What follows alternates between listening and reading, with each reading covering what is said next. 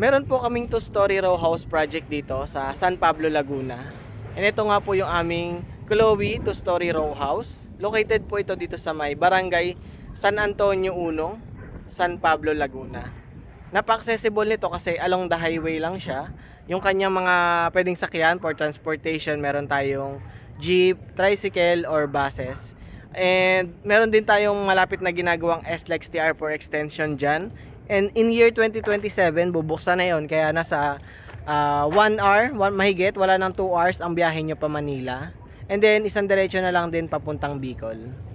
And ngayon, isa-site update ko kayo. Papakita ko sa inyo yung loob para ma-visualize nyo kung gaano ba kaganda mag-invest dito kay Linville.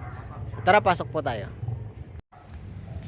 Ito po yung kanyang harapan. Hindi pa lang tapos pinturahan, pero mabivisualize na natin na ganyan. Parang magiging combination siya ng gray and brown. Pero sa ngayon, ang nakalagay pa lang is gray and white. Pero ganyan yung kanyang harapan, 'di ba? Maganda na yung kulay niya. Tapos sa mga window niya, sliding na. And sa kanyang door, metal na din. Tapos may parang maliit na bato siya doon for kapag umulan, hindi diretso doon sa pinto yung patak ng tubig. Ayan po. Pasok po tayo dito sa unit.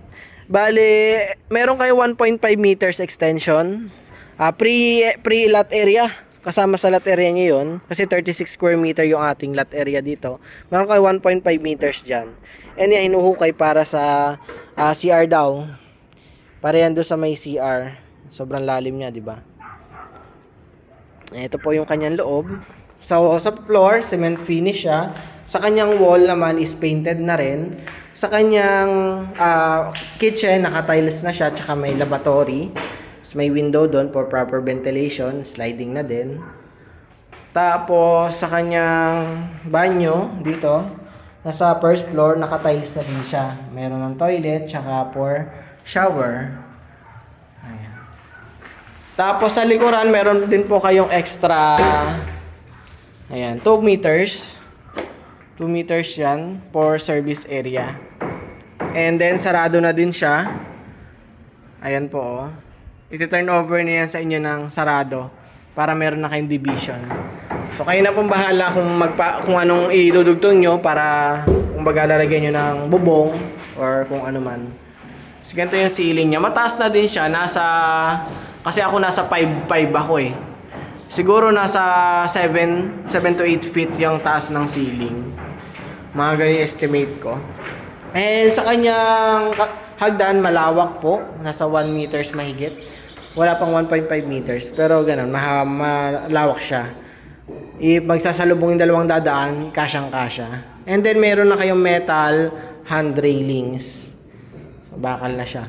Sa kanyang second floor po ganyan. Painted na din. Pero sa taas, wala siyang ceiling cover. Kita lang yung kanyang mga wirings. So, kayo na rin bahala. Tapos, lalagyan pa din dito. Kasi yan, sasaraduhan pa din po to. Lalagyan pa ng bato dyan. Sarado pa din yan pag ganon. Kasya talaga ang ano dito. 1 to 2 bedrooms. Malawak na din siya. And mataas na din yung kanyang yung bubong. Nasa pagpalagay natin nasa 8 to 9 feet siya. Tapos ayan, mayroong window dito for proper ventilation. Sliding na din. So ito yung mga kapitbahay nyo. Pag tinayo na dyan yung makikita yung kapitbahay. So yan. Sa kanyang price, pag-usapan po natin. Ganito po siya.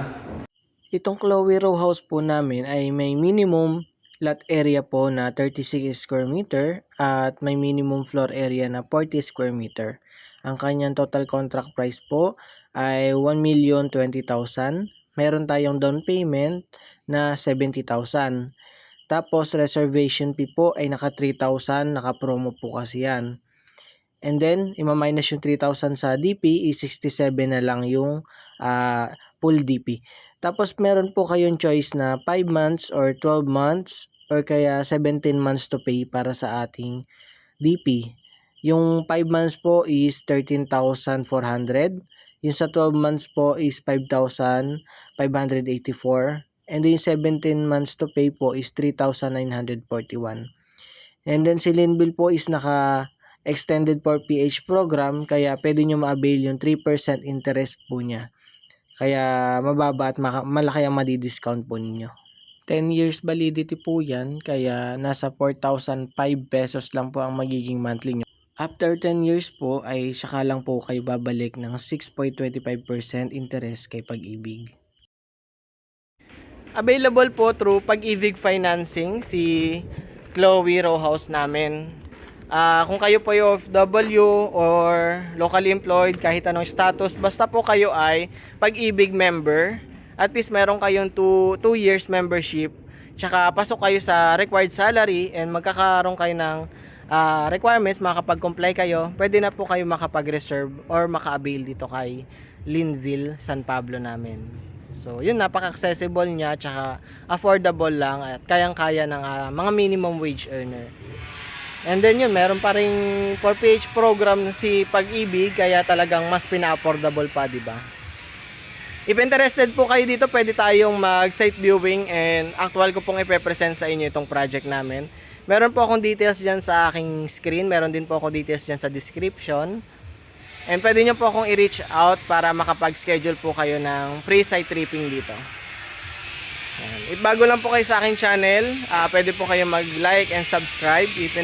If gusto nyo po yung mga gantong video, mga site update, mga rent-to-own house project natin in Laguna, Batangas, saka Quezon Province, bibigyan ko kayo ng mga update dyan. Yan, mag-subscribe na po kayo para ma-notify kayo. So yun lang po for today. Maraming salamat. Again, my name po is Marco Rio, your trusted realtor, and happy to assist everyone. Okay? Bye-bye!